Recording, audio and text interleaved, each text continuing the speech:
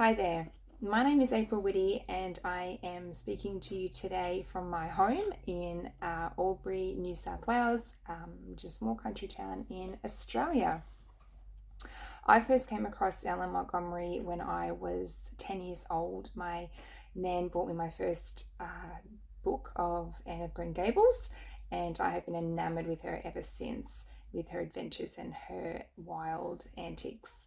My most favourite novel, though, out of the series has to be Anne's House of Dreams. Nothing can compare to that book, as far as I'm concerned. I am a English and history high school teacher, but I'm currently taking a year off, or currently taking some time off, I should say, not a year. Currently taking some time off because I'm also a mum and I really wanted to enjoy motherhood, and particularly these early stages before they grow up.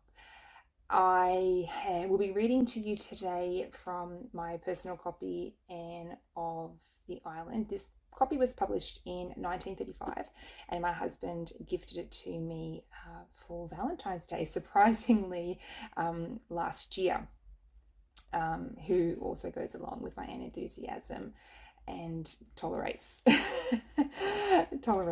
how much I love it. So let's get started, and I'm really excited and really honoured to have the opportunity to read to you today.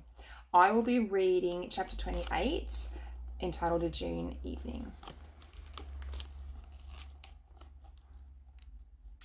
"I wonder what it would be like to live in a world where it was always June," said Anne as she came through the spice and bloom of the twilight orchard to the front door steps, where Marilla and Mrs. Rachel were sitting talking over Mrs. Sampson Coates's funeral, which they had attended that day. Dora sat between them, diligently studying her lessons, but Davy was sitting tailor fashion on the grass, looking as gloomy and depressed as his single dimple would let him. "You'd get tired of it," said Marilla with a sigh. "I dare say, but just now I feel that it would take me a long time to get tired of it if it were all as charming as today. Everything loves June. Davy boy, why this melancholy November face in blossom time?" "I'm just sick and tired of living," said the youthful pessimist. "At 10 years? Dear me, how sad." "I'm not making fun," said Davy with dignity. "I'm discouraged," bringing out the big word with a valiant effort. "Why and wherefore?" asked Anne, sitting down beside him. "'Cause the new teacher that come when Mr. Holmes got sick give me 10 sums to do for Monday. It'll take me all day tomorrow to do them. It isn't fair to have to work Saturdays. Milty Bolter said he wouldn't do them, but Marilla says I've got to. I don't like Miss Carson one bit." "Don't talk like that about your teacher, Davy Keith," said Mrs. Rachel severely. "Miss Carson is a very fine girl. There is no nonsense about her." "That doesn't sound very attractive," laughed Anne. "I like people to have a little nonsense about them, but I'm inclined to have a better opinion of Miss Carson than you have. I saw her in prayer meeting last night, and she has a pair of eyes that can't always look sensible. Now, Davy boy, take heart of grace. Tomorrow will bring another day, and I'll help you with the sums as far as in me lies. Don't waste this lovely hour twixt light and dark worrying over arithmetic." "Well, I won't," said Davy, brightening up. "If you help me with the sums, I'll have 'em done in time to go fishing with Milty. I wish old Aunt Toss's funeral was tomorrow instead of today. I wanted to go to it because Milty said his mother said Aunt Tossa would be sure to rise up in her coffin and say sarcastic things to the folks that come to see her buried. But Marilla said she didn't." "Poor Atossa laid in her coffin peaceful enough," said Mrs. Lynde solemnly. "I never saw her look so pleasant before, that's what. Well, there weren't many tears shed over her, poor old soul. The Alicia Wrights are thankful to be rid of her, and I can't say I blame them a mite." "It seems to me a most dreadful thing to go out of the world and not leave one person behind you who is sorry you were gone," said Anne, shuddering. "Nobody except her parents ever loved poor Atossa, that's certain, not even her husband," averred Mrs. Lynde. "She was his fourth wife. He'd sort of got into the habit of marrying. He only lived a few years after he married her. The doctor said he died of dyspepsia, but I shall always maintain that he died of Atossa's tongue. That's what. Poor soul, she always knew everything about her neighbours, but she never was very well acquainted with herself.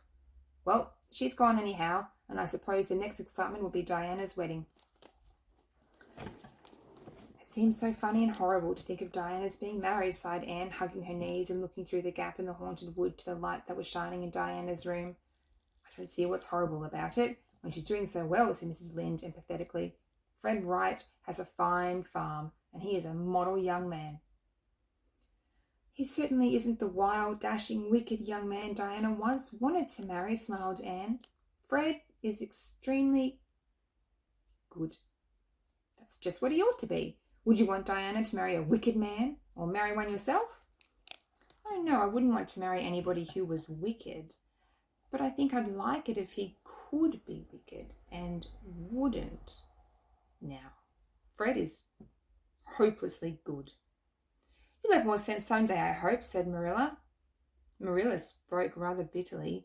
She was grievously disappointed. She knew Anne had refused Gilbert Blythe. Avonlea gossip buzzed over the fact which had leaked out, nobody knew how. Perhaps Charlie Sloane had guessed and told his guesses for truth. Perhaps Diana had betrayed it to Fred and Fred had been indiscreet. At all events, it was known.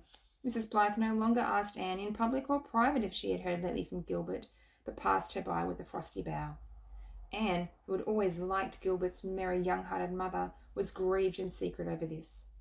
Marilla said nothing, but Mrs. Lynde gave Anne many exasperated digs about it, until fresh gossip reached that worthy lady through the medium of Moody Spurgeon Macpherson's mother, that Anne had another beau at college, who was rich and handsome and good all in one.